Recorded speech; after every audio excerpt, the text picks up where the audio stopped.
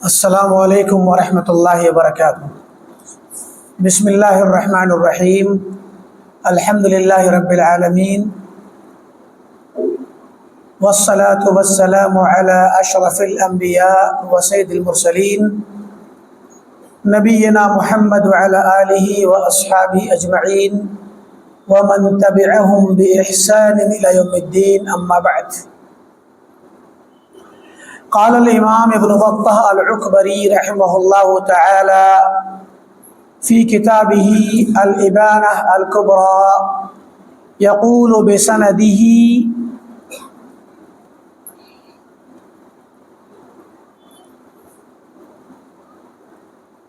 عن حماد بن زید قال سمعت ابن عون يقول لا يمكن احد منكم اذنيه من هوى ابدا۔ ہمارا درس چل رہا ہے امام ابن بطہ کی کتاب ابانہ کبریٰ کی شرح اور سمجھنے کے سلسلے میں، اور اس میں امام ابن بطہ جو بھی بات کرتے ہیں بڑی تفصیل سے کرتے ہیں، اور خلاصہ بہت کم ہوتا ہے لیکن تفصیل زیادہ ہوتی ہے۔ اس کی وجہ یہ ہے کہ اگر دیکھا جائے تو اب تک کے اس کتاب سے جہاں سے شروع ہوئی ہے دوسری والی جلد 429 سے لے کر کے 463 تک ہم پہنچ گئے، یعنی پچھلے 30 31 32 صفحہ ہم نے پڑھ لیے۔ اگر دیکھا جائے تو اس کا خلاصہ 2 لائن میں ہوگا یا 2 جملوں میں ہوگا کہ اہل بدعت کے ساتھ اٹھنا بیٹھنا اور ان سے بحث و مباحثہ کرنا اور ان کی مجلس میں جا کے دین کی باتیں سننا جائز نہیں۔ یہ 3 جملے اصل دیکھا جائے تو اب تک کی 30 31 32 پیج میں یہ 3 ہی باتیں ہیں جو مختلف انداز میں گھوم گھوم کر کے آ رہی ہیں، لیکن کیسے آ رہی ہیں؟ حدیث رسول صلی اللہ علیہ وسلم مختلف الفاظ میں آ رہی ہے، صحابہ کرام کے اقوال آ رہے ہیں، صحابہ کے بعد تابعین کے اقوال، تابعین کے بعد ان کے بعد والے درجہ تبع تابعین کے اقوال، ان کے بعد ائمہ کے بڑے بڑے اماموں کے اقوال آ رہے ہیں، یہ بتانے کے لیے کہ جو بات ہم کہہ رہے ہیں کہ بدعتیوں کے ساتھ اٹھنا بیٹھنا نہ کرو، ان سے دین کا علم نہ لو، ان سے دین کے معاملات میں جھگڑا یا بحث اور مناظرہ مباحثہ نہ کرو، تو یہ بات صرف ہماری اپنی زبان کی اپنے ذہن کی گھڑی ہوئی نہیں ہے۔ اس بات کو ابتدا سے صحابہ نے کہا ہے، حدیث نبوی میں کہا گیا ہے، صحابہ نے یہی کہا، صحابہ سے سن کر تابعین نے یہی کہا، تابعین سے سن کر تبع تابعین نے، ان کے بعد تبع الاتباع، ان کے بعد ائمہ نے، ائمہ فقہ نے، محدثین نے، بڑے بڑے علماء جن کی اقتداء کی جاتی ہے، جن کو بڑا عالم مانا جاتا ہے امت میں، جن کو معتبر عالم مانا جاتا ہے، وہ سب یہی بات کہتے تھے۔ ایسے ہی ہمارا دین پورا کا پورا عقیدہ منتقل ہوتا ہے کہ جو بات ہم کہتے ہیں اصلاً یہ بات پہلے سے کہی جا چکی ہے، اور اسی پر سلف کا رہنا سہنا، جینا، دعوت دینا، عمل کرنا، زندگی گزارنا، یہی سلف کا طریقہ تھا۔ تو دین دراصل منقول چیز ہے، عقلوں سے نکالی ہوئی معقول چیز نہیں۔ دین کسی ایک شخص کی، امت میں سے کسی شخص کی بنائی ہوئی چیز نہیں، حتیٰ کہ نبی صلی اللہ علیہ وسلم کی خود کی بنائی ہوئی چیز نہیں ہے، نبی صلی اللہ علیہ وسلم پر بھی اتاری ہوئی چیز ہے دین، جو اللہ تعالیٰ نے قرآن کی شکل میں اور حدیث کی شکل میں آپ پر نازل کیا۔ تو دین دراصل اللہ کا ہے، اس کو سمجھا جائے گا۔ دین میں خود سے چیزیں ایجاد نہیں کی جائیں گی، اصل اتنی بات ہے۔ تو یہاں پر طرح طرح سے مختلف علماء سے اقوال نقل کرتے رہتے ہیں، اور ہم نے آپ کو بہت سارے علماء کے اقوال بیان کر دیے۔ عبداللہ بن عون رضی اللہ رحمۃ اللہ علیہ، عبداللہ بن عون بہت بڑے امام تھے، عالم تھے، 232 میں انتقال امام احمد کے دور کے ہیں، 241 میں ان کا انتقال ہے۔ عبداللہ بن عون کہتے ہیں لا یمکن احد منکم اذنیہ من ہوا ابدا، تم میں سے کوئی بھی شخص اپنے دونوں کان کسی بدعتی کو یا کسی بدعت کو سننے کے لیے اپنے کان فراہم نہ کرے. یعنی کوئی بدعتی بدعت سنا رہا ہو، بدعت کا درس ہو رہا ہو، بدعتی کی تقریر ہو رہی ہو، تو اپنے آپ کو وہاں لے کے نہ جاؤ، اس کی باتیں نہ سنو. یہ اس طرح کی بات بہت سارے ائمہ نے، علماء نے، تابعین نے اور صحابہ نے کہی ہے. آگے کی روایت آ رہی ہے، امام سفیان ثوری کہتے ہیں کہ ما من ضلالہ، کوئی بھی گمراہی ہو، ضلالت گمراہی، کوئی بھی گمراہی ہو، الا ولہا زینہ، مگر وہ بڑی مزین ہوتی ہے. اس گمراہی کو مزین کر کے، خوبصورت کر کے، ڈیکوریٹ کر کے پیش کیا جاتا ہے. گمراہی کو ڈیکوریٹ کر کے پیش کیا جاتا ہے. ڈائریکٹ بتایا جائے کہ یہ غلط بات ہے، گمراہی ہے، تو کوئی قبول ہی نہیں کرے گا. ابھی کچھ دن پہلے ایک شخص کا انتقال ہوا، سلمان ندوی کا. حالانکہ ابتداءً یہ ندوہ سے تعلق تھا اور اہل سنت سے تعلق تھا، لیکن آخری عمر میں رافضیوں سے جا ملے، تو انہوں نے طرح طرح سے صحابہ کرام پر طعن کیا. ان میں سے ایک طعن یہ تھا، ہم نے پچھلے ہفتے کے اپنے ایک درس میں جو سنابل میں ہوا تھا، وہاں تفصیل سے اس کا جائزہ لیا ہے اور وہ یوٹیوب پر ڈال بھی دیا ہے ہم نے. کہتے تھے کہ بعض صحابہ منافق تھے، یعنی صحابہ میں کچھ صحابہ منافق تھے، جن کو گویا کہنا چاہتے ہیں، جنہیں ہم صحابہ سمجھ رہے ہیں، وہ منافق تھے. اب دیکھیے یہ بات اصلاً رافضیوں کی ہے. رافضی لوگ کہتے ہیں، شیعہ کہتے ہیں کہ صحابہ یہ دکھاوے کے طور پر اللہ کے نبی کے سامنے اسلام دکھاتے تھے، ورنہ دلوں میں ان کے کفر تھا. ٹھیک، یہ تہمت وہ ابوبکر عمر کو بھی لگاتے ہیں رافضی شیعہ. آپ سلمان ندوی نے وہی بات ایسے کرے کہی، اور اس کے بعد کیا کیا؟ اس ضلالت کو، گمراہی کو پیش کرنے کے لیے کہا یہ میں تھوڑی کہہ رہا ہوں، یہ تو اللہ کے نبی نے کہہ رکھی ہے، صحیح مسلم کی حدیث ہے. اور کہا صحیح مسلم کی حدیث میں کہا ان فی اصحابی 12 منافقا، میرے اصحاب میں 12 منافق ہیں. صحیح مسلم کی حدیث ہے. اب دیکھیں اس ضلالت کو کتنی خوبصورتی سے پیش کیا. کہا یہ میں نہیں کہہ رہا، سن لو، حدیث کہہ رہی ہے. جبکہ حدیث کا یہ مقصد ہی نہیں ہے. ہم نے اس کی تفصیل بیان کر دی ہے. مقصد وہاں کیا ہے؟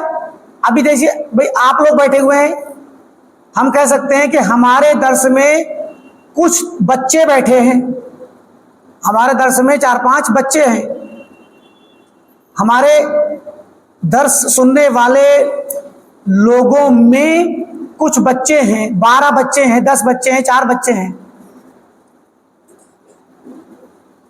تو اب اس کا مطلب کیا ہوتا ہے کہ بھائی بیٹھنے والے لوگ تو بہت ہیں، مگر ان میں چند بچے ہیں. اب اسی کو ایسے بدل دیجئے کہ بیٹھنے والوں میں، درس سننے والوں میں 12 لوگ کافر ہیں، یعنی غیر مسلم ہیں، جو آ کر بیٹھ گئے ہیں، سننے والوں کے درمیان میں ہیں. تو یہی بات یہاں کہی جا رہی ہے کہ میرے صحابہ میں، یعنی میرے صحابہ کے درمیان جو میرے سامنے میرے پاس بیٹھتے ہیں صحابہ، ان میں 12 منافق بھی بیٹھتے ہیں. بھئی قرآن نے سورہ بقرہ میں منافقین کا ذکر کیا کہ نہیں کیا؟ قرآن نے شروع میں اہل ایمان کا ذکر کیا سورہ بقرہ میں، اہل ایمان کا، پھر کفار کا ذکر کیا. پہلے ہی شروع ہی ہوتی سورہ بقرہ اہل ایمان متقین کا کی صفات سے. اس کے بعد ان الذین کفروا سواء علیہم انذرتہم، یہ کفار کی بات ہے. وَمِنَ النَّاسِ مَن يَقُولُ آمَنَّا بِاللَّهِ وَالْيَوْمِ الْآخِرِ وَمَا هُم بِمُؤْمِنِينَ، یہ منافقین کا ذکر ہے. تو سورہ بقرہ میں مومنین، کافرین، کفار اور منافقین تینوں کا ذکر ہے. تو منافقین جب مدینہ میں رہتے تو کیا صحابہ سے الگ تھلگ ان کی جماعت الگ رہتی تھی کیا؟ صحابہ کے درمیان ہی تو اٹھتے بیٹھتے تھے. آپ نے کہہ دیا کہ بھئی میرے صحابہ میں ان کے درمیان 12 منافق ہے، تو کیا ہو گیا؟ مگر اس بات کو ایسے کر کے پیش کیا گیا کہ میرے صحابہ میں سے 12 منافق ہیں. ہم نے وہاں بیان کیا کہ بھئی اس میں ان فی اصحابی کہا گیا، ان من اصحابی نہیں کہا گیا. میرے صحابہ میں سے بعض لوگ، تب تو یہ ہوتا ہے کہ جن کو ہم صحابہ سمجھ رہے ہیں ان میں سے 12، ایسا نہیں، صحابہ کے درمیان میں رہتے ہیں۔ مراد یہ کہ امام سفیان ثوری فرماتے ہیں ما من ضلالہ الا ولہا زینہ، کوئی بھی گمراہی ہو اس کو لوگ خوبصورت کر کے پیش کرتے ہیں، مزین کر کے پیش کرتے ہیں۔ کسی بدعتی کی زبان سے یہ لفظ سن کر کے دھوکے میں نہ پڑ جانا کہ حدیث میں ایسے ہے، قرآن میں ایسے ہے۔ اللہ کی قسم وہ بدعتی جھوٹا ہے۔ اگر وہ قرآن سے اور حدیث سے اپنی بدعت پر استدلال کر رہا ہے، اپنی غلط بات کو ثابت کرنا چاہتا ہے قرآن سے حدیث سے، جان جائیے کہ وہ جھوٹا ہے، اس کا طریقہ جھوٹا ہے، وہ دھوکہ دے رہا ہے، کیونکہ قرآن اور حدیث گمراہی کی طرف لے جانے والی کتابیں نہیں ہیں۔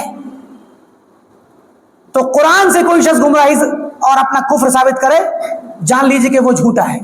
یہی مطلب ہے کہ ما من ضلالہ الا ولہا زینہ، فلا تعرض دینک او تعرض دینک، اپنے دین کو خطرے میں نہ ڈالو یا پیش نہ کرو، الی من یبغضہ الیک، ایسے شخص کی طرف اپنا دین نہ لے جاؤ جو شخص اپنی بدعت سنا کر کے تمہیں تمہارے دین میں نفرت میں مبتلا کر دے۔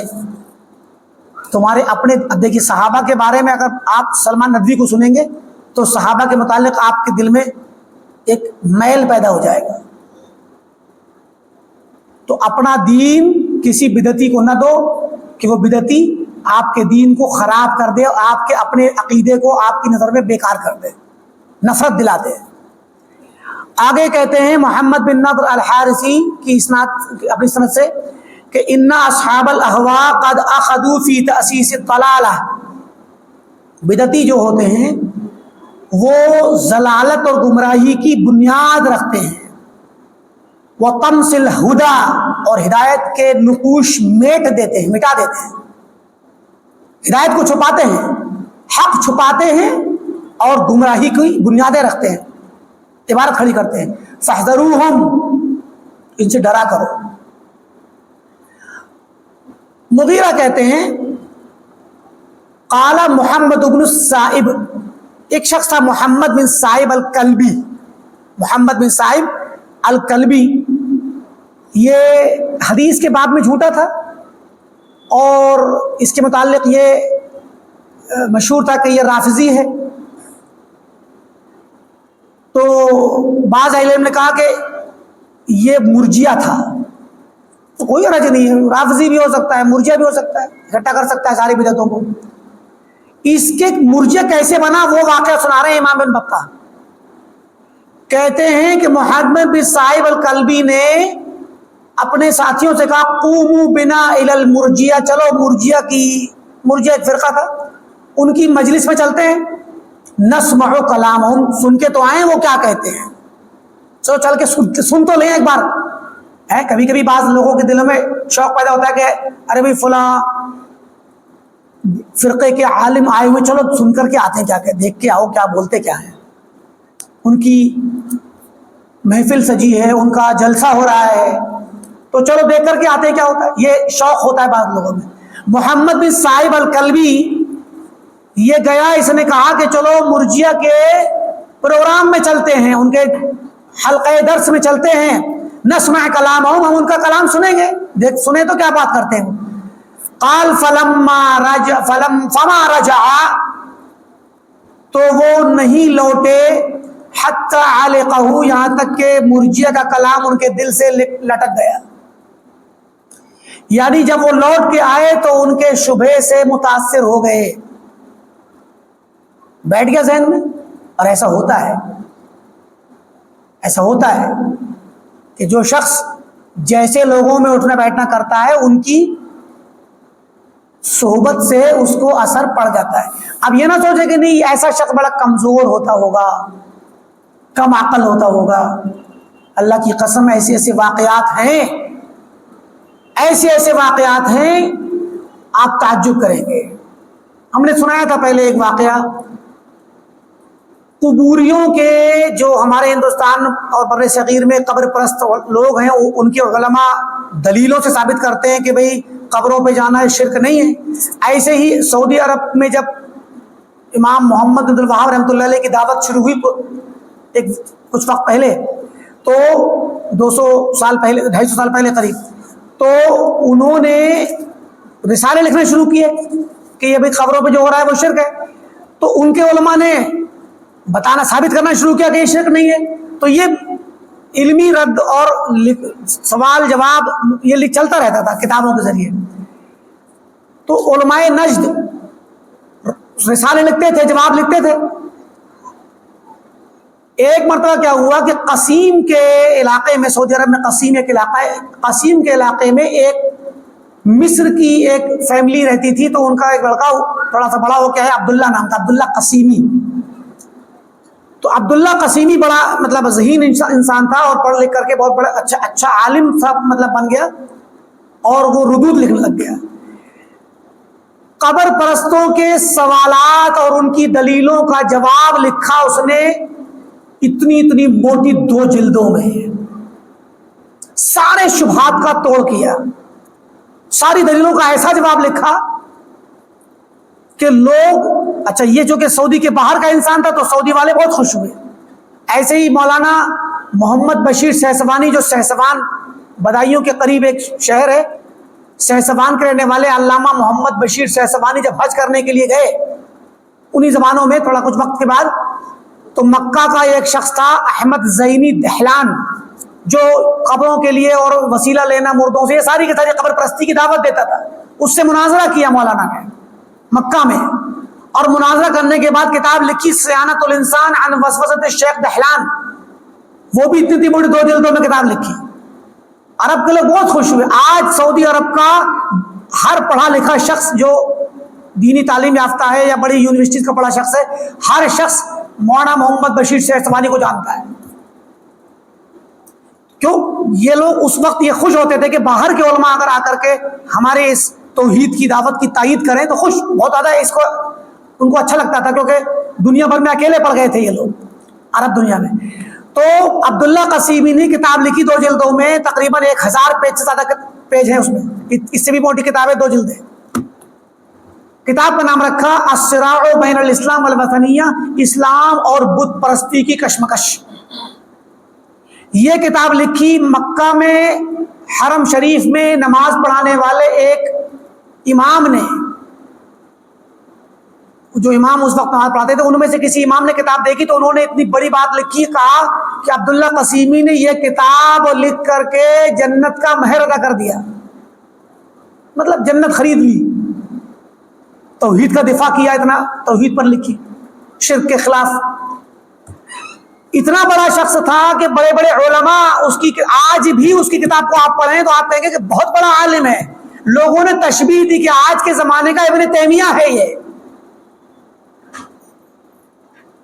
اتنا بڑا عالم۔ اچھا، ذہن اس کا تھوڑا سا یہی تھا کہ مناظراتی ذہن تھا، تو مناظرہ کرتا تھا، تو یہ کتاب مناظرے کتاب لکھی۔ پھر کچھ دنوں کے بعد کیا ہوا کہ جو کہ اصل خاندان مصر میں تھا، تو مصر جانا ہوا اس کا۔ مصر گیا، وہاں پر کمیونزم کا انقلاب تھا،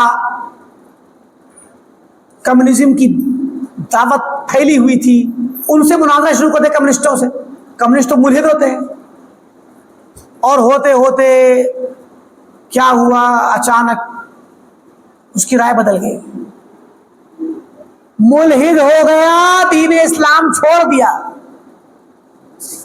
کتاب لکھی ہاذہ ہی الاغلال یا ہاذہ الاغلال، یہ دین ہے، یہ سب کیا ہے، یہ سب جکڑ بندیاں ہیں اور بیڑیاں ہیں جو پیروں میں، گلوں میں، ہاتھوں میں پڑی ہوئی ہیں، اس سے باہر آؤ۔ دین کا انکار کر دیا۔ کس شخص نے؟ جس نے توحید کا جھنڈا بلند کیا، شرک کے خلاف کتاب لکھی۔ آج بھی علماء اور طلباء، ہم جیسے طلباء آج بھی اس کتاب کو پڑھتے ہیں، کبھی کبھی کچھ مسئلے مسائل دیکھنے کے لیے کہ کیسے اس شبہے کا رد کیسے کریں گے، تفصیل سے لکھا اس نے۔ اور اس کتاب کو علماء حرم نے، علماء مکہ اور مدینہ نے دیکھ کر اتنے خوش ہوئے، کہا کہ جنت کی اس نے ٹکٹ لے لیا اور اس حوروں کا مہر نہ کر دیا۔ وہ انسان مولد ہو کر کے مرا، کیوں؟ مصر میں مولدوں کا بہت دورہ تھا، ان سے مناظرے کرتا تھا، کتاب پڑھنا، جواب دینا، کتاب پڑھنا، مجلسوں میں مناظرے کرنا۔ پتہ نہیں کوئی کتاب کسی کی سامنے آ گئی ہوگی، وہ پڑھا، اس پر ڈھیر ہو گیا۔ تو ہم اور آپ جیسے عام لوگ، کم علم لوگ، کیا اپنے آپ کو بچا پائیں گے اور کیا سوچیں گے؟ کہ یہ نہ سوچے کوئی انسان کے نہیں ہمارا ایمان بہت مضبوط ہے، ہم اگر کسی بدعتی کی مجلس میں جائیں گے بھی تو کیا ہوتا ہے؟ نہیں کچھ نہیں ہوتا، چلو چلتے ہیں، یہ نہ سوچے، سمجھے کہ نہیں؟ تو یہ بہت اہم چیز ہے۔ تو یہ محمد بن صاحب الکلبی گیا، حدیث کا راوی ہے اور روایات بہت اس سے ملتی ہیں، بہت کتابیں بھی لکھی اس نے، لیکن کیا ہے کہ جو ہے اصنام و قریش کے نام سے کتاب لکھی، تاریخ لکھی اس نے باقاعدہ۔ تو گیا اور مرجیہ کے حلقے میں گیا، مرجیہ کی بات سنی اور اس کو اچھی لگ گئی، مرجیہ ہو گیا۔ ایسے ہی ایک روایت آ رہی ہے عمران بن موسیٰ سے، صدوق ہیں، بیچ میں کتاب سے حذف ہے کچھ عبارت پہلے سے، قردہ و خنازیر کا لفظ آ رہا ہے، کہ کہنا چاہتے ہوں گے کہ یہ بدعتی لوگ جو ہیں یہ بندروں کی طرح اور خنزیروں کی طرح ہیں، ان سے دور رہو، یہ مطلب ہے۔ فضیل بن عیاض کہتے ہیں من تواضع للہ رفعہ اللہ، جو شخص اللہ تعالیٰ کے لیے تواضع کرے گا اس کو اللہ تعالیٰ بلند کرے گا۔ ومن کان مجلسہ مع المساکین نفعہ، جو مسکینوں کے ساتھ اٹھے بیٹھے گا اس کو یہ اٹھنا بیٹھنا، مسکینوں کے ساتھ مطلب چھوٹے طبقے کے لوگوں کے ساتھ جو مالی اعتبار سے کمزور ہوتے ہیں، تو کیا ہوتا ہے کہ وہ تواضع کی دلیل ہے۔ یہ اپنے آپ کو انسان اتنا بڑا نہ سمجھے کہ اگر کوئی چھوٹا شخص گزرے تو اس سے سلام نہ کرے، اٹھنا بیٹھنا نہ کرے، تو یہ اس کو فائدے، اس کے لیے فائدے کی چیز ہے۔ فائدہ اس لیے ہوگا کہ جب وہ مسکینوں کے ساتھ اٹھے بیٹھے گا تو خود کی مال و دولت اور رفعت اور عالی شان جو پوزیشن ہے اس پر غرور نہیں آئے گا، بلکہ ان کو دیکھ کر کے اسے تواضع آئے گا، اللہ تعالیٰ کی نعمت کا شکر ادا کرنے کا جذبہ پیدا ہوگا، تو ان کی مجلس اسے فائدہ پہنچائے گی۔ وَإِيَّاكَ أَن تَجْلِسَ، اور ڈرو اس بات سے کہ تم بیٹھو مَعَ مَن يُفْسِدُ عَلَيْكَ قَلْبَكَ، ایسے لوگوں کے ساتھ جو تمہارے دل کو فاسد کر دیں، دل کو خراب کر دیں۔ دل کو خراب کون کرے گا؟ بدعتی لوگ کریں گے، شبہات والے لوگ۔ وَلَا تَجْلِسْ مَعَ صَاحِبِ هَوَىٰ، اور کسی ہوا پرست خواہشات کی پیروی کرنے والے شخص کے ساتھ نہ بیٹھو۔ فَإِنِّي أَخَافُ عَلَيْكَ مَقْتَ اللَّهِ، میں ڈرتا ہوں کہ تم پر اللہ تعالیٰ کا غضب اور مقت نازل نہ ہو جائے۔ ظاہر ہے کہ اللہ کا غضب نازل ہوگا ہر اس شخص پر جو اللہ تعالیٰ کی مخالفت کرے گا۔ آگے نقل کر رہے ہیں عبداللہ مبارک سے، انہوں نے کہا اپنے شاگرد اسماعیل طوسی سے کہا کہ یکون مجلسک مع المساکین، مسکینوں اور چھوٹے طبقے کے لوگوں کے ساتھ بیٹھا کرو، اس سے دل میں شکر اور تواضع پیدا ہوتا ہے۔ وَإِيَّاكَ أَن تَجْلِسَ مَعَ صَاحِبِ بِدْعَةٍ، اور خبردار کبھی بدعتی کے ساتھ مت بیٹھنا۔ ابن مبارک کہہ رہے ہیں، عبداللہ بن مبارک۔ آگے حدیث روایت آ رہی ہے، عثمان بن زائدہ کہتے ہیں کہ اوصانی سفیان الثوری، مجھے سفیان ثوری نے وصیت کی اور کہا لا تخالط صاحب بدعہ، بدعتی کے ساتھ اٹھنا بیٹھنا نہ کرو۔ اب دیکھیں سب الگ الگ علماء ہیں اسی زمانے کے آس پاس کے، آگے پیچھے ان کا انتقال ہے، تو سفیان ثوری بھی منع کر رہے ہیں کہ نہ بیٹھو بدعتی کے ساتھ، عبداللہ مبارک بھی منع کر رہے ہیں کہ نہ بیٹھو بدعتی کے ساتھ، فضیل بن عیاض منع کر رہے ہیں، یہاں پر پیچھے گزرا یہ محمد بن نضر حارثی منع کر رہے ہیں۔ یہ سارے علماء دوسری صدی کے مختلف سالوں میں ان کا انتقال ہے، 100 سے لے کے 200 کے بیچ میں۔ آگے دیکھیں یہاں پر اچھی روایت آ رہی ہے، یحییٰ بن عثمان الحمصی کہتے ہیں کہ حدثنا الفریابی، ہم سے حدیث ہمیں بیان کیا فریابی نے، ہم نے ان کا قول نقل کیا تھا پچھلے ہفتے کے درس میں۔ فریابی ان کا نام محمد بن یوسف الفریابی ہے، فاریاب کے رہنے والے، فریاب کہتے ہیں ان کو۔ تو فریابی ان کا انتقال 212 ہجری میں ہے، ٹھیک۔ امام فریابی یہ امام بخاری کے استاد ہیں اور امام احمد بن حنبل کے استاد ہیں، ٹھیک. اور سفیان ثوری جن کی بات چل رہی ہے ان کے شاگرد ہیں. سفیان ثوری کے شاگرد امام اوزاعی کے شاگرد. سفیان ثوری 161 میں انتقال، امام اوزاعی کا انتقال 157 میں. ان کے شاگرد ہیں. 212 میں خود ان کا انتقال ہے. امام بخاری کے استاذ امام احمد کے استاذ. دیکھیں کتنا جلیل القدر اماموں کے درمیان ہے یہ. بڑے بڑے اماموں کے شاگرد اور بڑے بڑے اماموں کے استاذ. محمد بن یوسف الفریابی، ٹھیک. ان کے بارے میں علماء نے بہت بڑی بڑی باتیں کہی. امام ذہبی کہتے ہیں یہ امام حافظ شیخ الاسلام ہیں، ٹھیک. اچھا، امام بخاری خود کہتے ہیں یہ اپنے زمانے کے سب سے افضل ترین لوگوں میں سے تھے. ان کا قول ہے، پچھلے ہفتے گزرا، ان سے ایک آدمی نے پوچھا کہ ایک شخص ابو بکر کو گالی دیتا ہے تو کیا حکم ہے اس کا؟ کہا کافر ہے. فریابی نے کہا کہ وہ شخص کافر ہے جو ابو بکر کو گالی دے. یہ ابو بکر کو ایک مثال ہو گئی، انہی کے نام لے کے پوچھا گیا، ورنہ کسی بھی صحابی کو گالی دے گا تو وہ کفر ہے. اور کہا کہ کیا میں اس کی نماز جنازہ پڑھوں؟ کہا کہ بالکل نہیں. تو دوسرے شاگرد نے پوچھا کہ شیخ اگر وہ مر جائے، کوئی ایسا شخص جو ابو بکر رضی اللہ عنہ کو صحابہ کو گالی دیتا تھا، صحابہ کو گالی دینے والا مر جائے تو صرف صحابہ کو گالی دے رہا تھا، باقی تو لا الہ الا اللہ پڑھتا تھا، اب کیا کریں جنازے کا؟ کہا اسے ہاتھ نہ لگاؤ، لکڑیوں سے اٹھا کر کے لے جاؤ اور اس کو ایک گڈھا کھود کر کے ڈال کے پاٹ دو، بغیر نماز جنازہ پڑھے. یہ امام احمد کے بیٹے عبداللہ کے شاگرد ابو بکر الخلال نے اپنی کتاب السنہ میں نقل کیا ہے، ٹھیک. یہی امام فریابی کے بارے میں امام بخاری کہتے ہیں کہ استاد امام فریابی. بخاری کہتے ہیں کہ میں نے دیکھا امام فریابی کے مجلس میں کچھ لوگ آئے تو ان سے کسی نے کہہ دیا کہ شیخ یہ جو چند لوگ آئے ہوئے ہیں یہ مرجیہ ہیں، جس مرجیہ کا ذکر بھی چل رہا ہے. تو امام فریابی نے کہا کہ نکالو ان کو مجلس سے، نکلو، ہمارے درس میں نہیں بیٹھ سکتے. تو یہ سٹینڈ تھا اہل بدعت کے متعلق. رافضی کے متعلق کہا کہ کافر ہے، نماز نہ پڑھو اور پھینک دو، ایسی گڈھے میں ڈال دو. فریابی نے. مرجیہ کے کچھ لوگ آئے جو یہ کہتے ہیں، مرجیہ کہتے ہیں کہ ایمان صرف زبان سے کہہ دو اور دل سے یقین کر لو، ہو گیا، عمل کرنا ایمان کا حصہ نہیں. یہ ہم بتا چکے ہیں پہلے آپ کو. تو جیسے ہی مرجیہ کے کچھ لوگ آئے تو امام بخاری کہتے ہیں میں تھا، رائے تو میں نے دیکھا. امام بخاری شاگرد ہیں ان کے. کہتے ہیں امام بخاری کہتے ہیں ہمارے استاد امام فریابی کے جلسے میں، ان کے پروگرام میں، ان کی مجلس میں کچھ لوگ آئے جو مرجیہ تھے. تو کسی نے کہہ دیا کہ یہ چند فلاں فلاں جو بیٹھے ہیں یہ مرجیہ ہیں. کہا باہر نکالو ان کو.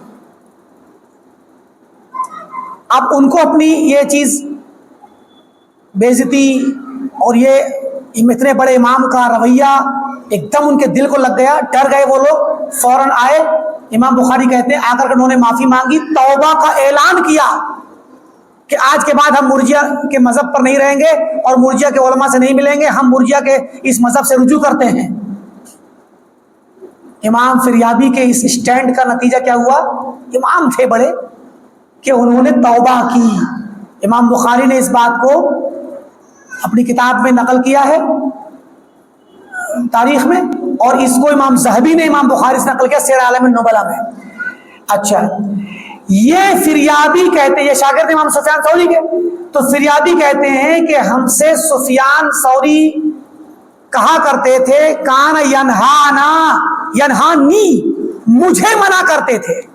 سفیان ثوری مجھے منع کرتے تھے عن مجالست فلان، ایک شخص اس کے ہاں نہیں جانا. سفیان ثوری باقاعدہ مجھے منع کرتے کہ فلاں کی مجلس میں مت جانا. کہا کہ رجلن یعنی رجلن من اہل بدع، ایک بدعتی شخص تھا، نام لے کے منع کرتے سفیان ثوری، فلاں جو شخص ہے نا اس کے پروگرام میں مت جانا، اس کی تقریر مت سننا. یہی کام آج اگر بعض علماء اہل حدیث یا بعض علماء جو سنت پر غیرت رکھتے ہیں اگر کرتے ہیں کہ بھئی فلاں شخص کی بات نہ سنو، فلاں آج کے زمانے میں بہت سارے لوگ ہیں جو سوشل میڈیا پر جن کی تقریریں چلتی ہیں، وہاں اگر ہم کہہ دیتے ہیں مثلا کہ بھئی ڈاکٹر اسرار کی تقریر نہ سنو، نام لے کے اگر ہم نے کہہ دیا تو لوگ کہتے ہیں کہ بھئی آپ نام لے کر کے کیوں فتنہ پھیلاتے ہو؟ آپ نام لے لیتے ہو کہ پھر فلاں کا سیدھے کہو کہ بدعتی کے یہاں نہ جاؤ۔ بھئی بعض مقام ایسے ہوتے ہیں جہاں پر نام لے کے بتانا ضروری ہوتا ہے۔ ابھی دیکھیں بہت ساری روایتیں گزر رہی بدعتیوں سے دور رہنے کی۔ بھئی ممکن ہے ایک شخص، ایک نوجوان شخص ہو، ایک عام آدمی ہو، کوئی خاتون ہو، کوئی نوجوان لڑکی ہو جو آج کل دینی تعلیم سیکھنے کے لیے بے چین رہتے ہیں لوگ، تو آج کل خاص کر جب سے موبائل انٹرنیٹ کا زمانہ آیا ہے، سوشل میڈیا کا زمانہ آیا، تب سے لوگوں میں دین کا شعور بھی بڑھ گیا کیونکہ آسان ہو گئی چیزیں، تو لوگ سننا چاہتے ہیں۔ جب سن رہے ہوتے ہیں تو پھر ان کو بتانا پڑتا ہے کہ فلاں آدمی کی تقریر نہ سنو، مثلا ڈاکٹر اسرار کی نہ سنو، ڈاکٹر ذاکر نائک کی نہ سنو، علی مرزا کو نہ سنو، اور فلاں کو نہ سنو، فلاں کو نہ سنو، نام لے کے بتایا جاتا ہے۔ فرحت ہاشمی خواتین میں بڑی مشہور ہیں، ڈاکٹر فرحت ہاشمی، ہمارے یہاں کی خواتین کا پوری دنیا کے اندر خواتین ان کو خود سنتی، جو اردو کا طبقہ ہے۔ ڈاکٹر فرحت ہاشمی کینیڈا میں رہتی ہیں، ٹورنٹو میں، اور وہاں ہمارے ایک دوست ہیں ٹورنٹو میں جو جامعہ اسلامیہ مدینہ میں پڑھتے ہیں، اب پی ایچ ڈی کر کے فائنل ہونے والا ہے۔ وہ ہمیں بتاتے ہیں کہ ان کا وہاں پر جو ایکٹیویٹی ہے وہ کیسے کیسے لوگ ان کے یہاں آتے ہیں، ان کے پروگرام میں بیٹھتے ہیں، ان کے متعلق تفصیلات وہ انہوں نے بہت ساری پہلے بتا رکھی ہیں۔ ہم لوگوں نے بھی دیکھا، محمد رحمانی صاحب نے باقاعدہ ڈاکٹر فرحت ہاشمی کی تقریریں، ان کے درس جو یوٹیوب پر ان کے پڑھے ہیں تفسیر کے بارے میں اور دیگر چیزوں کے، جب درسوں کو مسلسل سنا، کھنگالا، تب جا کر کے بہت ساری باریکیاں نکل کر کے آئیں اور پتہ چلا کہ یہ جماعت اسلامی کی ہیں اور جماعت اسلامی کے منہج کو پھیلاتی ہیں، ان کے شوہر بھی جماعت اسلامی سے منسلک ہیں، ان کا خاندان جماعت اسلامی سے منسلک ہے، اور یہ بدعتی علماء کو ان کی تفسیروں کو پڑھ پڑھ کے سناتی ہیں اور کہتی سب کی پڑھو، سب کی تفسیر پڑھنا کہتے ہیں، چاہے وہ مولانا احمد رضا خان بریلوی کی تفسیر ہو اس کو ہی پڑھو، اور مولانا ابو الاعلیٰ مودودی کی تفسیر پڑھو، سب کو پڑھو۔ سوال یہ ہے کہ جب سب کو پڑھو تو پھر دین میں صحیح اور غلط کی تمیز کہاں رہ گئی؟ تو مراد یہ ہے کہ اب ان سے ڈرایا جاتا ہے تو لوگ کہتے ہیں کہ بھئی آپ کیوں ان کے نام لیتے ہیں، وہ تو ٹھیک ہیں، ان پر تو کوئی خرابی نظر نہیں آتی۔ بعض لوگوں کی خرابیاں بہت باریک ہوتی ہیں، جلدی سمجھ میں نہیں آتی، لیکن آپ جب تمام تقریریں سنیں گے، تمام کتابیں پڑھیں گے، تمام پروگرام کوئی شخص، کوئی عالم دیکھ لے گا، تب پتہ لگائے گا کہ کہاں خرابیاں ہیں۔ تو مراد یہ ہے کہ جب ہم ایسے لوگوں کے بارے میں تفصیل سے ان کا نام لے کر کے بتاتے ہیں تو بعض لوگ کہتے ہیں کہ آپ لوگ بلا وجہ میں نفرت پھیلا رہے ہیں۔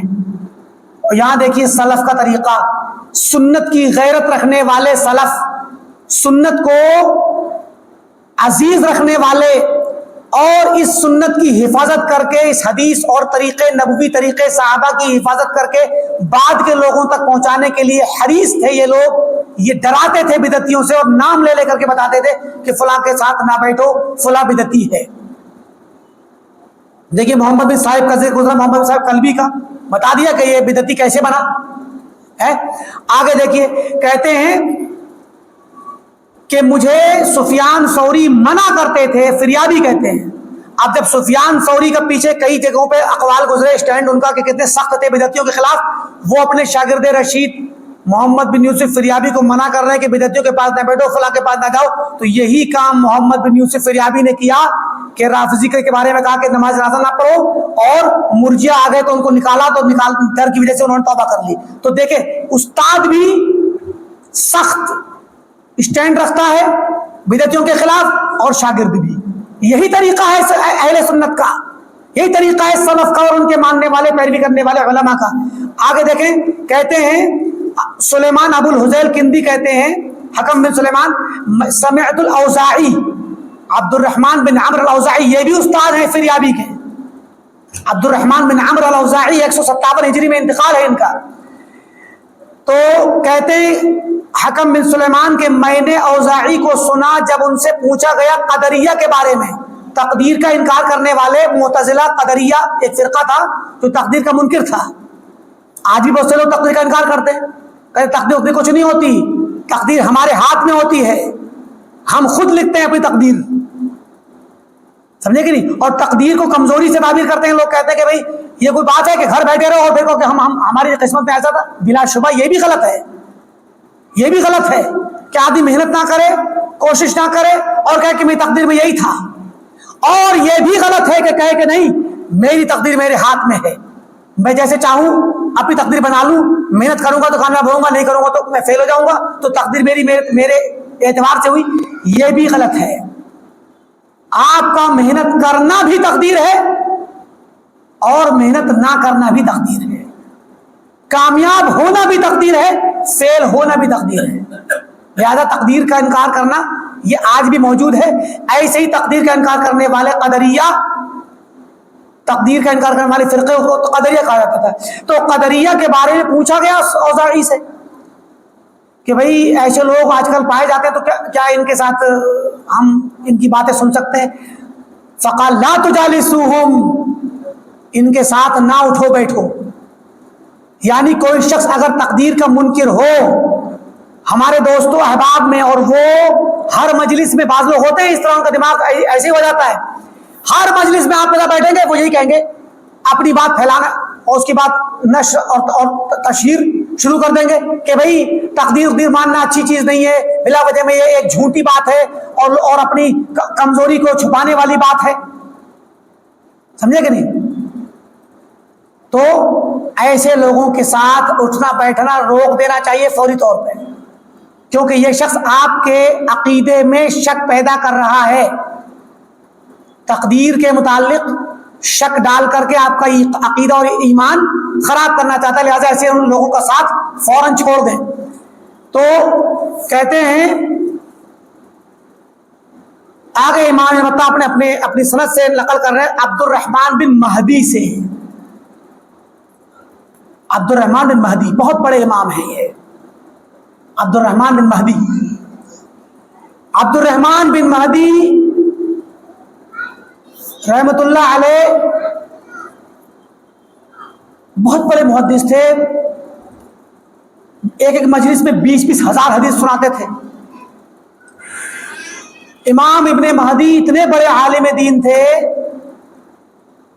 کہ ان سے کہا گیا کہ اگر آپ کو ایک کچھ وقت کا مہلت ملے اور آپ سے کہا جائے کہ بھئی یا تو آپ اس میں گناہ معاف کروا لو اپنا، یا حدیث یاد کر لو، تھوڑا سا وقت ہے آپ کی زندگی کا، یا تو معافی مانگ لو اور تمہارا گناہ معاف ہو جائے گا، یا حدیث کو یاد کرنے کا موقع حدیث یاد کر لو، تو کیا کرو گا؟ کہا کہ میں حدیث کو یاد کرنا پسند کروں گا، حدیث یاد کروں گا. میں گناہ معاف کرانے والی بات کو پیچھے چھوڑ دیں. کیوں؟ گناہ معاف کرانے سے میری معافی تو ہو جائے گی، لیکن حدیث کو یاد کرنے سے دین محفوظ ہوگا، اور میں جب دین محفوظ کرنے کے لیے حدیث یاد کروں تو میرا گناہ اللہ تعالیٰ ویسے ہی معاف کر دے گا. اور جو انسان میرے اس حدیث کو سن کر کے عمل کرے گا مجھے ثواب ملتا رہے گا. دیکھیں فقہ اور باریکی. عبد الرحمن مہدی یہ امام سنت ہیں، امام سنت ہے، یعنی سنت کی ترویج کرنے والے. تو امام ابن مہدی سے کسی نے پوچھا کہ جو لوگ، کیونکہ ان کا انتقال 198 میں ہے، اس کے بعد 200 آئے گی اور 241 میں امام احمد کا انتقال ہوگا. امام احمد وغیرہ کا دور ہے لیکن یہ سینئر ہیں، اور خلق قرآن کا فتنہ آ چکا ہے، خلافت عباسیہ کا دور ہے، یہ جہمیہ کا فتنہ، قرآن کو مخلوق کہنے کا فتنہ چل رہا ہے لیکن ابھی ہلکا ہے. تو ان سے کسی نے کہا کہ اگر کوئی کہتا ہو کہ قرآن مخلوق ہے تو آپ کیا کہتے ہیں اس کے بارے میں؟ کہا کہ کاش میرے ہاتھ میں پاور ہوتی، میں بادشاہ ہوتا یا گورنر کوئی ذمہ دار ہوتا، پاور والا شخص ہوتا، اگر میں پاور والا شخص ہوتا تو میں پل پہ کھڑا ہو جاتا. تو عراق میں نہریں بہ رہی ہیں، دجلہ اور فرات وغیرہ. کہاں میں نہر پہ کھڑا ہوتا پل پہ اور ہر گزرنے والے سے پوچھتا کہ تم کیا کہتے ہو, قرآن مخلوق ہے کہ غیر مخلوق؟ جو شخص کہتا ہے قرآن مخلوق کو, اس کی گردن مار دیتا, اس کو پانی میں پھینک دیتا. یہ اہل سنت کا سخت اسٹینڈ تھا. انہوں نے کہا, امام عبد الرحمن بن مہدی نے کہا کہ یہ جو جہمیہ ہیں, جو لوگ اللہ تعالیٰ کی صفات کا انکار کرتے ہیں اور اللہ تعالیٰ کے عرش پہ ہونے کا انکار کرتے ہیں, ان سب کو گرفتار کر کے توبہ کرانی چاہیے ان سے. کہا کہ ان سے توبہ کرائی جائے, اگر توبہ کر لیں تب تو ٹھیک, ورنہ گردن مار دی جائے. یہ موقف تھا سلف کا. یہ عبد الرحمن بن مہدی نے کہا اپنے شاگرد مقاتل بن محمد سے کہا کہ یا ابا الحسن لا تجالس ہؤلاء اصحاب البدع. یہ جو بدعتی لوگ ہیں نا, اس زمانے میں جہمیہ تھے, قدریہ تھے, مرجیہ تھے, خوارج تھے, کہا کہ ان کے پاس نہ بیٹھا کرو, یہ بدعتیوں کے پاس نہ بیٹھو. ان ہؤلاء, یہ بدعتی لوگ, یفتون فیما تعجز عنہ الملائکہ, ایسے مسئلوں میں فتویٰ دیتے ہیں جن مسئلوں کا جواب دینے سے فرشتے بھی عاجز ہو جائیں.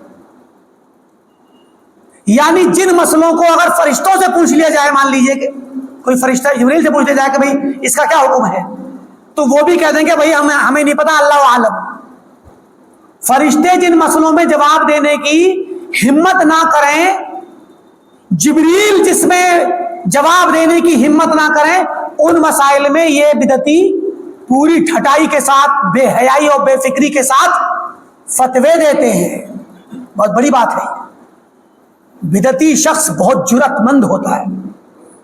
اللہ تعالیٰ کے بارے میں, اللہ کی صفات کے بارے میں, قیامت کے بارے میں, غیب کے بارے میں, تقدیر کے بارے میں, فرشتوں کے بارے میں, بہت ساری چیزوں کے بارے میں بدعتی لوگ کیا کرتے ہیں, اپنی رائے دیتے ہیں, اور رائے دے کر فتویٰ دے کر کے منع کر دیں گے یہ جائز نہیں ہے, یہ غلط ہے, یہ حرام ہے, یہ انکار کر دیں گے, کھلواڑ کرتے ہیں دین کے ساتھ. تو بڑے مسائل, غیبیات کے مسائل, اللہ تعالیٰ کی صفات کا انکار کہ اللہ تعالیٰ عرش پر نہیں ہے مثلا ہے, ہر جگہ ہے, اللہ تعالیٰ عرش پہ نہیں ہے. اب یہ والی بات کہہ کر کے اب وہاں عرش پہ اوپر کی دنیا میں کیا ہے کیا نہیں ہے, اللہ تعالیٰ کہاں تھا عرش بنانے سے پہلے, اور وہ کیا اس کی کیفیت ہے, عرش بڑا ہے کہ اللہ تعالیٰ بڑا ہے, یا اللہ اور عرش دونوں برابر ہیں, عرش پہ کیوں ہے, کیا اس کو ضرورت ہے عرش کی. اس طرح کی باتیں کر کر کے, شبہات پھیلا کر کے فتویٰ دے دیں گے کہ نہیں ہم نہیں مانتے کہ اللہ عرش پر ہے. تو ایسے مسائل جن میں فرشتے بھی ڈریں بولنے سے, یہ لوگ ان میں فتویٰ دیتے ہیں. لہذا بدعتیوں کے پاس نہ بیٹھو. ڈاکٹر صاحب نے کیا کہا, کہتے ہیں کہ مجھے یقین کامل ہو چکا ہے, پورا یقین ہو چکا, اطمینان, کہ قرآن کی یہ آیت هو الاول والآخر والظاہر والباطن, یہ وحدت الوجود کی صاف صریح دلیل ہے. دیکھیے, تو دین کے مسائل میں وحدت الوجود کفریہ عقیدہ ہے. اللہ کو اور مخلوق کو دو ماننے کے بجائے ایک ماننا, سب کچھ ایک ہے, اللہ ہی ہے, ایسے ماننا یہ کفریہ عقیدہ ہے. اس عقیدے کی دلیل بنا رہے ہیں, قرآن سے نکال رہے ہیں. تو یہ سب وہی چیز ہے کہ ایسے مسائل جن میں فرشتے بھی بولنے سے ڈریں, یہ لوگ ان میں خوب بے فکری سے فتویٰ دیتے ہیں. خالد بن دینار کہتے ہیں کہ مجھ سے محمد بن سیرین نے کہا, میں نے محمد بن سیرین سے کہا کہ میں نے خواب میں دیکھا ہے کہ ایک مریض شخص میرے پیچھے پیچھے دوڑ رہا ہے اور میں اس سے بھاگ رہا ہوں. خواب میں دیکھا میں نے. محمد بن سیرین خواب کی تعبیر کرتے تھے. ان سے بیان کیا کسی خالد بن دینار نے, فادرکنی, تو وہ شخص میرے پاس آ پہنچا, فشق قمیصی, اور میرے کپڑے کرتے کو, قمیص کو اس نے پھاڑ دیا. قال بئس الرؤیا، بہت ہی برا خواب ہے یہ، واخبثھا شق القمیص، اور اس برے خواب میں سب سے خراب بات یہ ہے کہ قمیص کا پھاڑ دینا. ھذا صاحب ہوا، یہ شخص بدعتی ہے جو تمہارے پیچھے پیچھے بھاگ رہا ہے. یدعوک الی بدعتہ، وہ تمہیں تمہاری اپنی بدعت کی طرف بلاتا ہے. اپنی زندگی میں دیکھو، ریئل لائف میں کوئی بدعتی ہے جو تمہیں اپنے قریب کرنے کی کوشش کرتا ہے. خواب میں وہ اصلاً بدعتی ہے جو تمہیں پیچھے تو بھاگ رہا ہے، لیکن وہ بیماری لگانے کے لیے نہیں، جو جس بیماری مریض ہے، وہ جسمانی بیماری نہیں بلکہ عقلی اور دل کی بیماری، جو کہ ایمان اور عقیدے کی بیماری ہے، منہج کی بیماری ہے، اس بیماری میں تمہیں لگانا چاہتا ہے، بدعت میں. یریدک علی ان تتبعہ، وہ چاہتا ہے کہ تم اس کی پیروی کر لو. قال اما انہ جنون بل هو شر من الجنون، دیکھو اس کے پیچھے مت جانا، اس کی بات مت ماننا، یہ ایک پاگل پن ہے. بدعتی ہے، اس کے پیچھے جانا کم عقلی کی بات ہے، پاگل پن کی بات ہے، بلکہ یہ پاگل پن سے بھی زیادہ بدترین بیماری ہوگی اگر تم اس کے پیچھے جاؤ گے. تو دیکھیں محمد بن سیرین نے خواب کی تفسیر، ہمارے سلف خواب کی تفسیر بھی منہج سلف کے مطابق کرتے تھے. سنت کی دعوت دینا، بدعت سے روکنا. ابھی آپ خود دیکھیں، کوئی آدمی کہے میں نے خواب میں دیکھا ایک شخص ہے جو بیمار ہے اور وہ میرے پیچھے بھاگ رہا ہے، اور اسے میرے کپڑے پکڑ لیے اور کپڑے پھاڑ دیے. ہمارے دماغ میں کیا یہ بات آ سکتی ہے کہ وہ بدعتی ہے جو بدعت کی طرف دعوت دینا چاہتا ہے؟ ہم تو یہ سوچیں گے پتہ نہیں کوئی شخص ہے جو مصیبت زدہ ہے، تم سے مدد مانگ رہا ہے، یا واقعی کوئی بیمار ہے جو تم سے چاہتا ہے کہ اس کی تم مدد کرو. اس طرح کی چیز سوچیں گے ہم. تو جسمانی بیماری کو، اس کی قمیص کے پھاڑ دینے کو ابن سیرین نے تفسیر کیا بدعت کی دعوت سے کہ بدعتی ہے یہ منہج سلف اور اسلاف، صحابہ، تابعین، تبع تابعین، ان لوگوں کے ذہنوں میں یہ ساری چیزیں رہتی تھی کہ حالات پر نظر رکھتے تھے، انسان کی زندگی پر نظر رکھتے تھے کہ یہ انسان کس کے ساتھ اٹھتا بیٹھتا ہے، حالات کیا ہیں. تو اس طرح سے خواب کی تفسیر بھی انہوں نے سنت سے اور بدعت سے کے معاملات سے کی. ہشام کہتے ہیں کہ کانا محمد والحسن یقولان، محمد بن سیرین اور حسن بصری کہتے تھے لا تجالسوا اصحاب الاہواء، اہل بدعت ساتھ نہ بیٹھو، ولا تجادلوهم ولا تسمعوا منهم، ان کے ساتھ مناظرہ نہ کرو اور سنو مت. یہ پیچھے گزر چکی روایت، آگے والی بھی گزر چکی. ابو درداء کہتے ہیں من فقہ الرجل ممشاه ومدخله ومجلسه، آدمی کی سمجھداری کی دلیل ہے کہ وہ اپنے چلنے پھرنے کو دیکھے، اٹھنے بیٹھنے کو دیکھے، کن کے ساتھ جاتا ہے، کس گھر میں جاتا ہے، کہاں سے نکلتا ہے، یہ سب دیکھے اور غور کرے کہ میں غلط جگہ تو نہیں جاتا. اور ایک اثر ہے، یا ابن ابی کثیر کہتے ہیں کہ سلیمان بن داؤد علیہ السلام نے کہا لا تحکموا علی احد بشیء حتی تنظروا من یخادع، کسی بھی شخص پر حکم لگانے سے پہلے دیکھ لیا کرو کہ وہ کس کا دوست ہے. کسی کے بارے میں رائے قائم کرنے سے پہلے دیکھ لو کہ وہ کس کا دوست ہے. یہ بہت اہم چیز ہے کہ کسی بھی شخص کے بارے میں رائے قائم کریں. آپ سے ملاقات ہو گئی، آپ کہہ رہے بہت اچھا انسان ہے، پہلی ملاقات ہو گئی آپ کی، یا آپ نے اس کو اسٹیج پہ دیکھ لیا، تقریر سن لی، تو اس کے بارے میں اچھا یا غلط رائے یا موقف اسٹینڈ لینے سے پہلے یہ دیکھو کہ پتہ لگاؤ یہ اس کی دوستی کس کس سے ہے. تو دوستوں کے مطابق پتہ چل جائے گا کہ یہ کیسا ہے. یہ بات پیچھے تفصیل سے گزر چکی ہے. پھر کچھ اشعار پیش کے ابو العتاہیہ کا قول نقل کر رہے ہیں. ابو العتاہیہ ایک شاعر تھا کہ من ذا الذی یخفی علیک، کون ہے وہ شخص جو تم پر مخفی رہ جائے؟ کیا کوئی شخص ہے جو تمہارے سامنے مخفی رہ جائے، تم پتہ نہ لگا سکو؟ ایسا نہیں ہو سکتا. اذا نظرت الی قرینہ، جب تم اس کے دوست کو دیکھ لو گے تو کوئی بھی اس کی حقیقت چھپی ہوئی نہیں رہے گی. وعلی الفتى باتباعہ، اور کسی بھی شخص پر، نوجوان پر، ہر بندے پر اس کی طبیعت سے، طبعاً فطرتاً، اس کی فطرت کی وجہ سے کیا ہوتا ہے، سمتن، اس کے شکل و صورت اور اس کے طور طریقے پر ایک علامت ہوتی ہے. یعنی اندر کی طبیعت کیا ہے، اندر کا مزاج کیسا ہے، وہ مزاج اس کے رویے پر، شکل و صورت پر، چال ڈھال پر مترشح ہوتا ہے.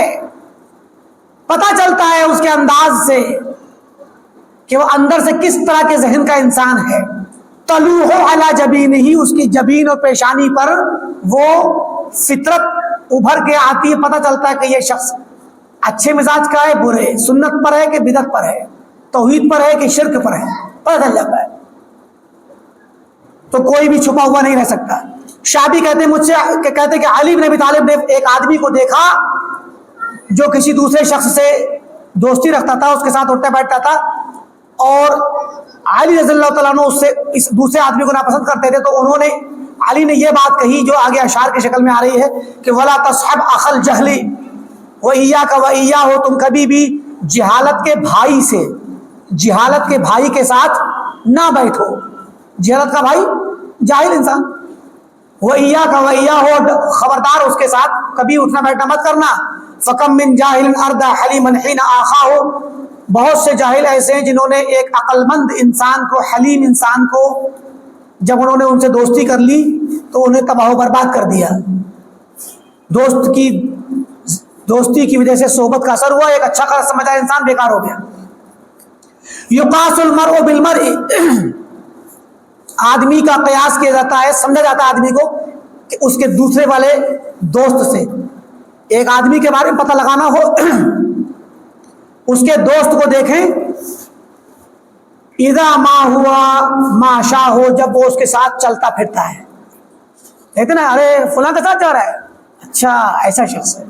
لوگ ایسے فیصلہ کر دیتے ہیں، اور یہ ایک بہت بڑی علامت ہوتی ہے. کسی بھی انسان کے دوستوں کو دیکھ کر کے اس کے کریکٹر پہ فیصلہ کرنا بہت حد تک صحیح ہوتا ہے. وَلِلشَّيْءِ عَلَى الشَّيْءِ مَقَایِیسٌ وَأَشْبَاهُ، کسی ایک چیز دوسرے چیز کے لیے مقیاس بنتی ہے، پیمانہ بنتی ہے، اور اس کے مشابہ ہوتی ہے ایک چیز دوسرے چیز کے. وَلِلرُّوحِ عَلَى الرُّوحِ دَلِيلٌ حِينَ يَلْقَاهُ، ایک روح دوسری روح کے لیے دلیل اور گائیڈ بنتی ہے جب وہ ملاقات کرتی ہے.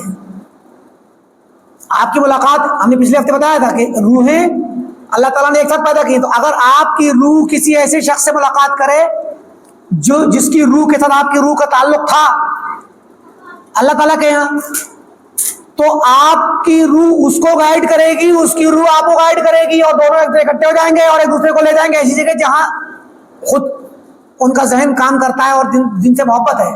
لے کے چلو بھائی فلاں کے یہاں چلتے ہیں، لے جائیں گے. تو کیا ہوتا ہے کہ ایک شخص کی دوسرے شخص سے جو محبت اور دوستی ہے وہ اس بات کی دلیل ہے کہ وہ دونوں ایک سے مذہب پر ہیں، ایک سے عقیدے پر ہیں، ایک سے منہج پر ہیں. وَذُو الْحَزْمِ إِذَا أَبْصَرَ مَا يَخْشَىٰ تَوَقَّاهُ، اور جو حزم اور پختہ فیصلے والا شخص ہوتا ہے، عقل مند، وہ جب یہ دیکھتا ہے کہ جس چیز سے وہ ڈر رہا ہوتا ہے وہ دکھ جاتی ہے تو اس سے دور ہو جاتا ہے. یعنی اگر وہ بدعت کو دیکھ لے تو بدعت سے دور ہوتا ہے، غلط راستہ دیکھے اس سے ہٹ جاتا ہے. وَذُو الْغَفْلَةِ مَغْرُورٌ، اور غافل انسان دھوکے میں رہتا ہے.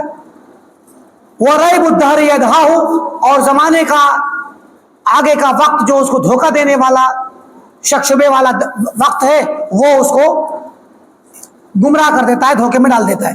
وَمَن يَعْرِفْ صُرُوفَ الدَّهْرِ، اور جو انسان زمانے کے بدلتے حالات پر نظر رکھتا ہے یا جانتا ہے، لَا يُبْطِرُهُ نِعْمَاهُ، تو اس کو اس کی نعمت، اس کے خوشحالی اسے تکبر میں نہیں ڈالتی. جس نے زمانہ دیکھا ہے، زمانے کے بدلتے حالات دیکھے ہیں، تو وہ آج کی خوشحالی سے دھوکے میں پڑ کے غرور میں نہیں آتا. کیوں دیکھا ہے اس نے کہ کتنے متکبر غرور والے لوگ، پیسے والے ہو، غرور پیسے کا تھا، اللہ تعالیٰ نے دنیا ہی میں ان کو قلاش بنا دیا. علم کا غرور تھا، تباہ ہو کر کے مرا، بدعتی ہو کر کے مرا. بہت سی چیزیں ہوتی ہیں.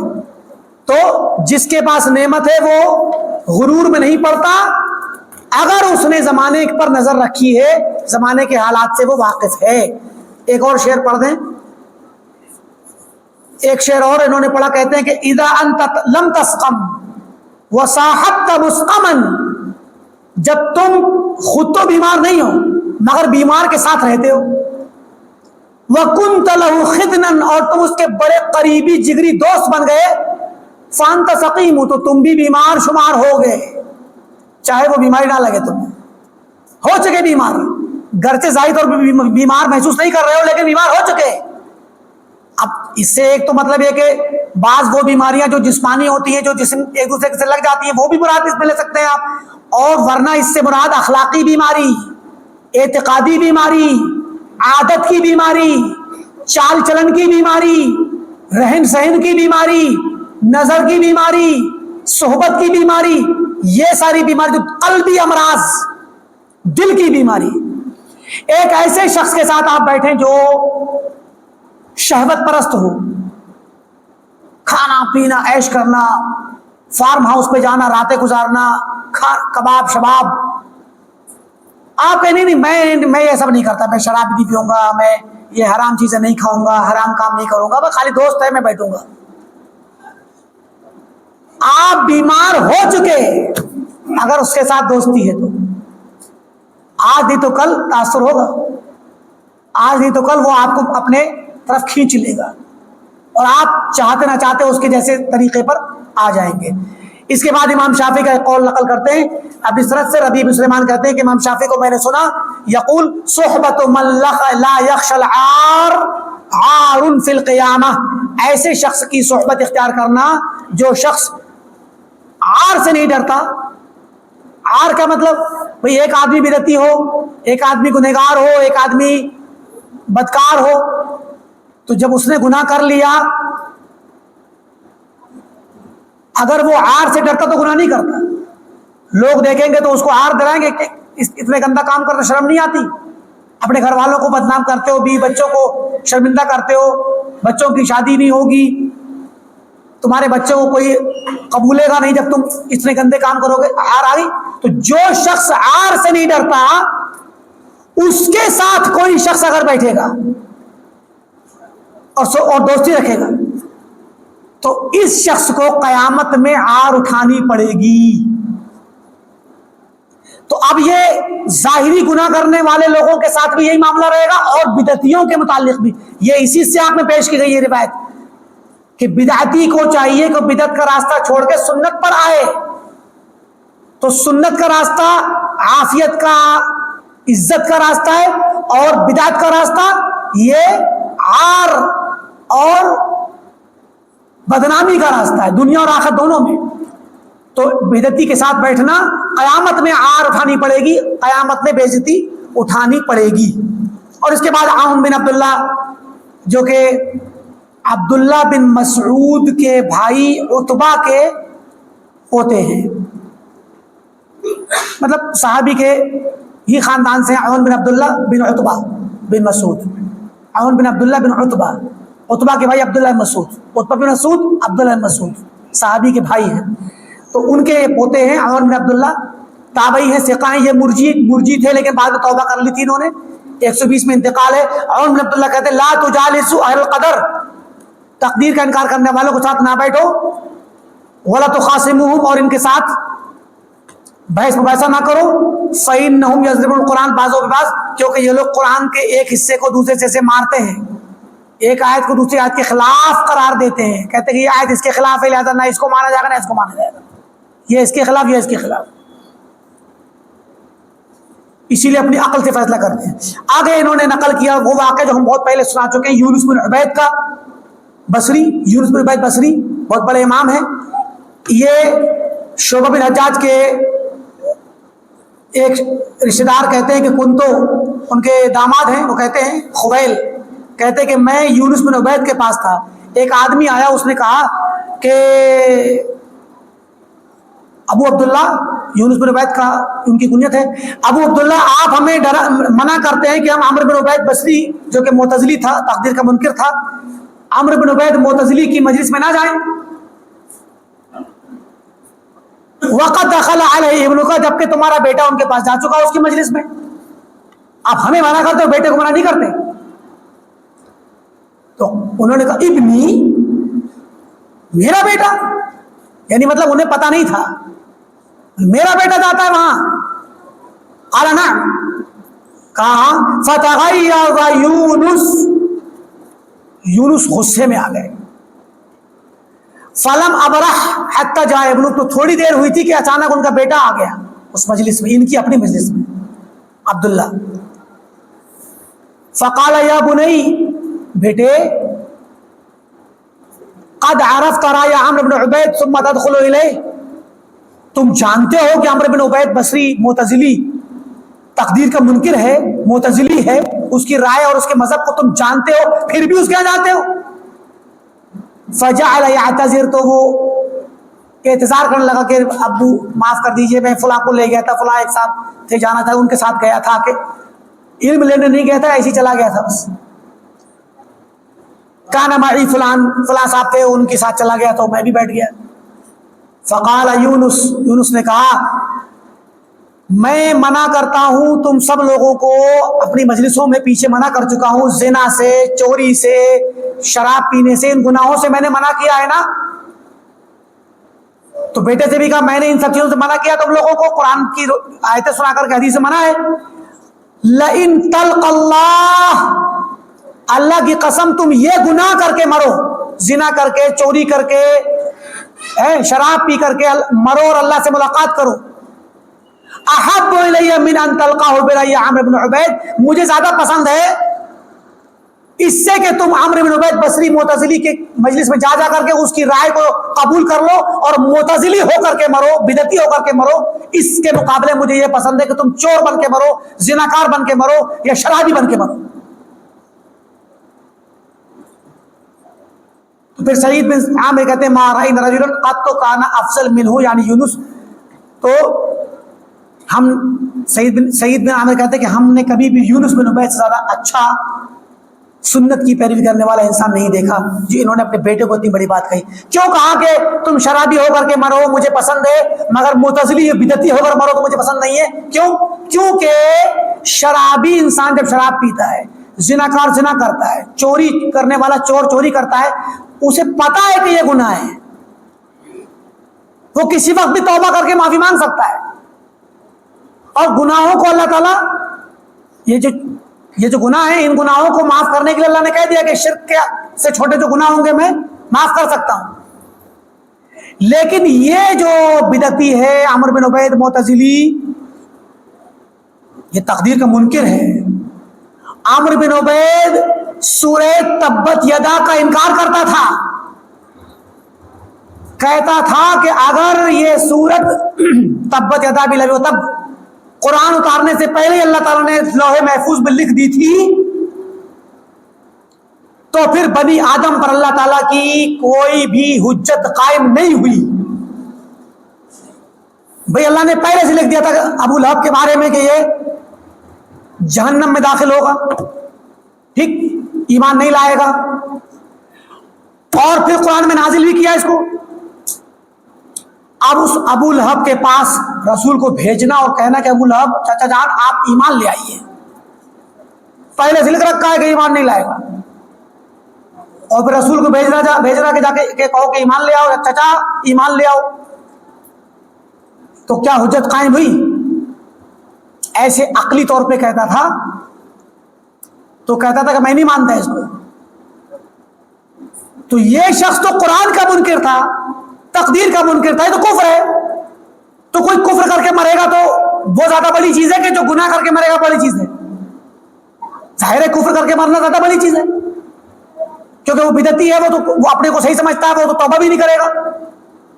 تو یہ معاملہ ہے. بہرکیف یہیں پر رکتے ہیں. یہ جو بات ہم نے بیان کر دی تھوڑی سی اس کی وضاحت کر دیں. یہ کہنا کہ بندے پر کفر پہلے سے لکھا ہے تو ایسے شخص کو دوبارہ سے دعوت دینا دین کی، یہ تو کوئی بات نہیں، وہ تو کفر ہی کرے گا جب لکھا ہوا ہے. تو اس کا مختصر چھوٹا سا جواب یہ ہے کہ جو کفر اس کے بارے میں لکھا گیا ہے کہ یہ کفر کرے گا،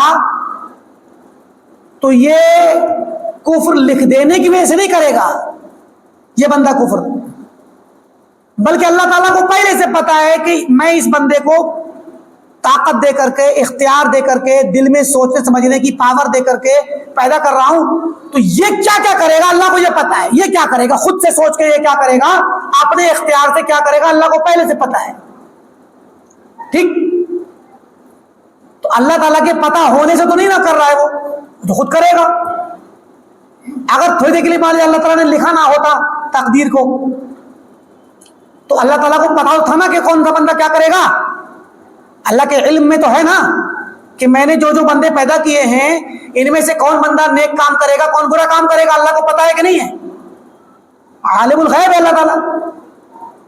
آپ مان لیجیے کہ اللہ نے بھی تقدیر لکھی نہیں, تو کیا اللہ تعالیٰ کے جان لینے سے اس بندے نے کیا کہ یہ خود کر رہا ہے, خود کر رہا ہے؟ اللہ نے اس کو سوچنے سمجھنے کی طاقت دی ہے, وہ اپنی صلاحیت سے جو سوچ رہا ہے وہ کر رہا ہے. تو یہ کفر کر رہا ہے, یہ ایمان لا رہا ہے, اللہ کو دونوں کے بارے میں پتا ہے.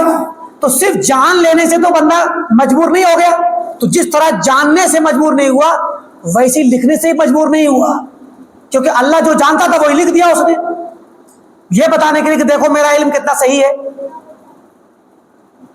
تو بندہ جو کچھ بھی فعل کرتا ہے, اچھا کرے یا برا کرے, ایمان لائے یا کفر کرے, توحید پہ چلے یا شرک پہ, سنت پہ یا بدعت پہ, اطاعت کرے یا نافرمانی, نیک کام کرے یا گناہ کرے, یہ سارے کے سارے کام بندہ اپنے اختیار سے کرتا ہے, اپنی چاہت اور اپنی چوائس سے کرتا ہے.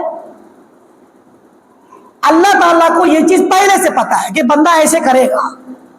اسی چیز کو اللہ تعالیٰ نے اپنے علم کا دعویٰ کر کے خالی ہے کہ انسان کے ابھی ہم کہیں کہ مجھے پتا ہے کہ فلاں یہ مثال ہے کہ گیم ہو رہا ہے, یہ فلاں گیم کا کیا نتیجہ ہوگا مجھے اندازہ ہے, تو کہہ دینے سے وہ بات نہیں بنتی, کیونکہ بعد میں آپ کہیں کہ میں نے کہا تھا, کوئی کیسے کہا, کہاں کہا تھا, کیا دلیل دو, تو وہ لکھ کے رکھ لو, لکھ کے رکھ لو کہ فلاں ٹیم جیتے گی.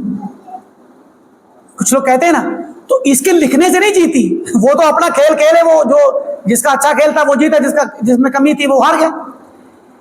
ایسے ہی ایک سمجھانے کے لیے اللہ تعالیٰ نے بھی ساری چیز کو پہلے سے لکھ دیا, کیونکہ جو لکھا وہی چیز وہ جانتا تھا.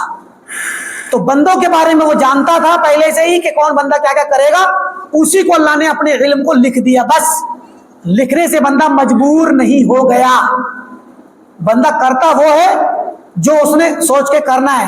تو اللہ نے وہ لکھا جو وہ کرے گا, بندہ وہ نہیں کرے گا جو اللہ نے لکھا, یعنی لکھنے کی وجہ سے نہیں کرے گا, جو کرنے والا ہے اس کو اللہ نے لکھ دیا پہلے سے. زیادہ اس پہ کنفیوز ہونے کی ضرورت نہیں ہے. اسی پہ اکتفا کرتے ہیں. اللہ تعالیٰ سے دعا ہے کہ اللہ تعالیٰ ہم تمام کو دین اسلام کی اور عقیدے کی صحیح سمجھ عطا فرمائے اور سنت پر قائم دائم رکھے, بدعت سے اور اہل بدعت سے ہم سب کو دور رکھے, ہمارا خاتمہ توحید پہ اور سنت پر ہو, آمین. والسلام علیکم ورحمۃ اللہ وبرکاتہ.